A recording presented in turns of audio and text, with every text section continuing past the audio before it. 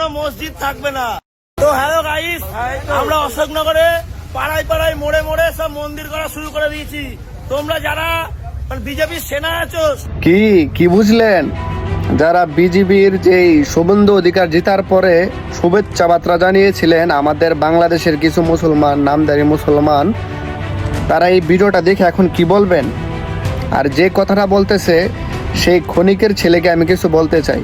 আরে তুই একটা কাজ কর, তুই মসজিদ ভেঙে দে, এমনকি তুই ঘরে ঘরে প্রত্যেকটা মন্দির বানিয়ে দে। এটা করলে কি আমাদের ইসলাম বিলুপ্ত হয়ে যাবে? হ্যাঁ, আসলে এরা কি পরিমাণ উগ্রবাদী, ক্ষমতায় যেতে না যেতেই তারা এখন মুসলমানদের উপর তাণ্ডব চালিয়ে দিয়েছে, মুসলমানদের ঘর বাড়ি ভেঙে দিচ্ছে। আর এদিকে আমাদের দেশের মুসলিমরা তাদেরকেই সাপোর্ট করে। আসলে দল মানুষকে এরকমভাবে কানা করে দিয়েছে, তারা নিজের ধর্মটাকে মানে কোথায় নিরাপদ সেটাও তারা জানে না। তাদের দরকার ক্ষমতা।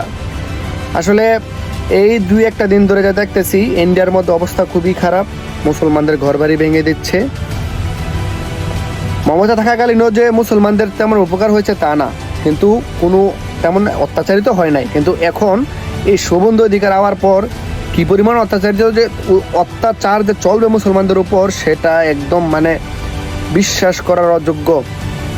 মানে সে এরকম উগ্রবাদী, তার বক্তব্যগুলো যখন আপনারা শুনবেন তখনই বুঝতে পারবেন যে এই শুভেন্দু অধিকারী কি পরিমাণ উগ্রবাদী। না হলে ক্ষমতা যেতে না যেতেই আজকে তারা মসজিদের উপর হামলা করতেছে।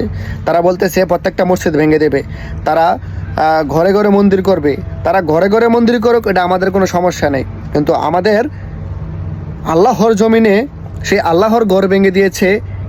এতে ভেবেছো তোমরা ছাড় পেয়ে যাবে? আল্লাহ ছাড় দেয় কিন্তু ছেড়ে দেয় না। তোমাদের অবস্থাও খুব ভয়াবহ হবে, তোমরা এটা মনে রেখো।